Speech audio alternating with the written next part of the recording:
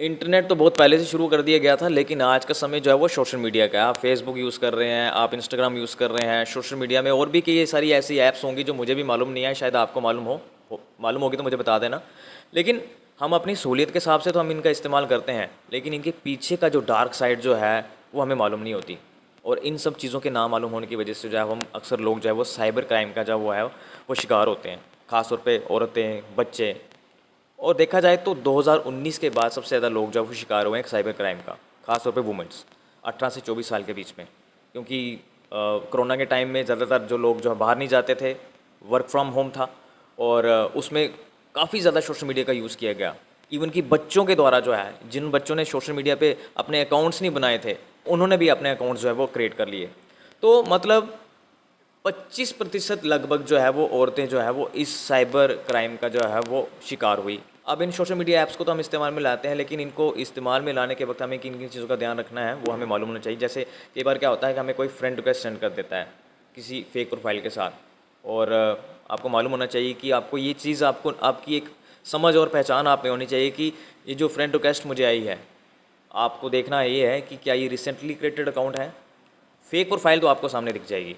और कई बार तो ऐसा होता है कि जो मैं आपको साइबर क्राइम का जो बताऊं किस तरह से साइबर क्राइम किया जाता है, कि आप ही की नाम से एक प्रोफाइल क्रिएट की जाएगी, आप ही की प्रोफाइल पिक्चर लगा के इन्फो आपकी डाली जाएगी, और आप ही के जो एडेड फ्रेंड होंगे उनको उस प्रोफाइल से ऐड किया जाएगा, और उनसे जो है वो रिक्वेस्ट की जाएगी थ्रू इनबॉक्स कि मुझे पैसे की ज़रूरत है और मैं किसी मुसीबत में हूँ तो मुझे हेल्प कर दीजिए, और आप इस बात से बिल्कुल अनजान।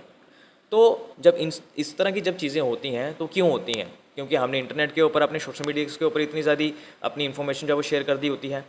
अबाउट इन्फो में, अपनी बायो में अपनी इन्फॉर्मेशन डाल दी होती है, कहाँ का हूँ, किस जगह का रहने वाला हूँ, क्या करता हूँ, प्रोफेशन क्या है। ये मैं खास तौर पे वुमेन सेक्शन से बात कर रहा हूँ, ये खास तौर पे उन लोगों को बता रहा हूँ, खास तौर पे जो बच्चे हो गए, वुमेन्स होगी, गर्ल्स होगी, टीनेजर्स हो गए, ये सब अपने बायो में ज़्यादा बढ़ा चढ़ा कर बताते हैं, यहाँ के हूँ, ये चीज़ करते हूँ। तो इन सब चीज़ों को मेंशन कभी भी ना करें, इन सब चीज़ों का ध्यान रखें। फेक प्रोफाइल्स में जब भी आपको फ्रेंड रिक्वेस्ट आए, चाहे इंस्टाग्राम पे या फेसबुक पे, उनको एक्सेप्ट ना करें।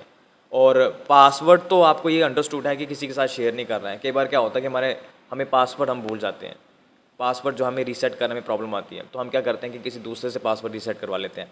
हाँ, कोई पास नहीं है तो किसी फ्रेंड को कॉल कर दी, किसी अपने रिलेटिव को कॉल कर दी कि भाई मेरा पासवर्ड जो है वो मेरा लॉगिन नहीं हो पा रहा, प्लीज़ ये थोड़ा चेक करना कैसे होगा, तुम्हें ओटीपी वगैरह आए तो मैं सेंड कर दूंगी तुम्हें। ये मत करो कभी, ये गलती मत करो। आप पासवर्ड तो कभी किसी के साथ शेयर ना करो। हाँ, अगर कोई आपका पासवर्ड रीसेट करता है तो उसके सामने, आप सामने बैठाकर जो है वो इन सब चीज़ों को जो है वो उसको रेक्टिफाई करो। और भी कई सारी चीज़ें हैं, जैसे मैं आपको बताऊं कि कुछ ऐसा होगा कि कई बार आप सोशल मीडिया यूज़ कर रहे होते हो तो अचानक से आपको कोई अननोन कॉल आ जाती है, वीडियो कॉल आ जाती है, उसको कभी एक्सेप्ट ना करें। आपको मालूम नहीं होगा, आपने कई बार कुछ ऐसे प्रोफाइल्स को ऐड कर लिया होगा जो आपको लगता होगा शायद रियल है, लेकिन वो फेक होंगी। और अचानक से आपकी वीडियो कॉल आना, चाहे व्हाट्सएप पे या फिर इंस्टाग्राम पे, फेसबुक पे, कभी भी एक्सेप्ट ना करें उन सब चीज़ों को। और दूसरा बताया कि जैसे कि मैंने पहले बताया कि अपनी डिटेल्स ना डालें, हर कुछ ना बताएं कि मैं यहाँ पे रहता हूँ, ये करता हूँ, अभी घूमने जा रहा हूँ, इस जगह पे रह रहा हूँ, इतनी देर होगी यहाँ पे रहते हुए। ये अननेसेसरी डिटेल्स होती हैं, आप अपने आप को ही इस मुसीबत में डाल रहे हो, अपनी इतनी सारी इन्फॉर्मेशन जो है वो लोगों के बीच में डालकर कि भाई मैं इस तरह की, ये है मेरे बारे में और ये मेरी प्रोफाइल है। तो जो साइबर क्रिमिनल्स जो हैं उनको तो एक रीज़न मिल गया आपको बुली करने का, आपको हरास करने का। तो ये गलती कभी ना करें। दूसरा, अपने फ़ोन पे एप्लीकेशंस को अपडेट रखें, अपने सॉफ्टवेयर को अपडेट रखें, ताकि फ़ोन का सॉफ्टवेयर किसी तरह से जो आपकी हेल्प कर देता है बीच में, अगर कोई कुछ ऐसी चीज़ जो है वो डिटेक्ट कर रहा हो। पासवर्ड आपका जो है कभी किसी, कई बार क्या होता है हमारी फेसबुक कभी कोई दूसरा लॉगिन कर रहा हो तो हमें मालूम चल जाता है। तो आपने कुछ इस तरह से अपनी सिक्योरिटी जो है आपने लगाई होती है अपने ऐप्स में, कि इसमें क्या होता है कि आपको मालूम चल जाता है कि अगर आप लॉगिन करने की कोशिश करते तो आपको मालूम चल जाएगा। आपका जीमेल में कोई लॉगिन कर रहा है तो आपको इमीडिएटली जो है वो आपको फ्लैश मैसेज आ जाएगा वहाँ पे कि भाई किसी ने लॉगिन कर किया है, इज़ इट यू। तो आप वहाँ पे वेरीफाई करेंगे कि हाँ मैं हूँ, अगर नहीं होंगे तो नहीं करेंगे, ऑब्वियसली नहीं करेंगे। तो इन सब चीज़ों का आपको ध्यान रखना है। बाकी काफ़ी सारी जो साइबर क्राइम्स जो है, मिनिस्ट्री ऑफ होम अफेयर्स जो है, इन सब चीज़ों के ऊपर मुसलसल जो है वो काम भी कर रही है कि कैसे इन साइबर क्रिमिनल्स को जो है वो डिटेक्ट किया जाए। और cyber crime prevention against women and children, ये एक स्कीम लॉन्च भी की गई थी, जिसमें जो है वो मिनिस्ट्री ऑफ होम अफेयर्स ने कहा कि लोगों की जो है वो इस तरह की रिपोर्ट्स, इस तरह की कंप्लेंट्स जो है उनको जो है वो सॉल्व किया जाएगा, उनकी हेल्प की जाएगी उन सब चीज़ों में। तो मिनिस्ट्री ऑफ होम अफेयर्स भी इस सब चीज़ में मसलसल जो है वो काम कर रही है, और हम लोगों को सबसे बड़ी जो है वो समझदारी बरतनी है यहाँ पे। हम जब भी सोशल मीडिया का यूज़ कर रहे हैं, हमें इन सब चीज़ों का तो ध्यान रखना ही है कि आप सोशल मीडिया पे किसी भी चीज़ को फॉलो कर रहे हैं, किसी भी पर्सन को ऐड कर रहे हैं, लेकिन पहले उस पर्सन को देख लें, जान लें, समझ लें, ये कौन है। आपको शायद आपने पहली बार कहीं पे उसको देखा हो, तो आपने या उसने आपको फ्रेंड रिक्वेस्ट सेंड कर दी, तो आपने उसको ऐड कर लिया, सिर्फ आया हेलो हुआ था, लेकिन आप क्या जानते हैं कि वो किस इंटेंशन से आपके साथ जुड़ा है।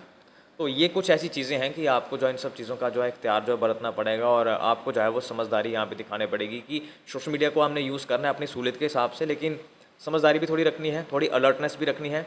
बेवकूफ़ नहीं बन जाना कि यूज़ कर रहे हैं तो मालूम है। कई बार ऐसे देखता हूँ कि कुछ लोग जो हैं वो सोशल मीडिया यूज़ करते हैं, काफ़ी इंटेलेक्चुअल लोग भी हैं, पढ़े लिखे लोग भी हैं, सोशल मीडिया का यूज़ करते हैं, लेकिन उनको अभी इतना यूज़ नहीं करने आता। कई बार मुझे कहते हैं कि यार ये मुझे करके देना, कैसे करते हैं ये, इसको वीडियो अपलोड करना कैसे करते हैं, ये फ़ोटो इसको शेयर करना कैसे करना है।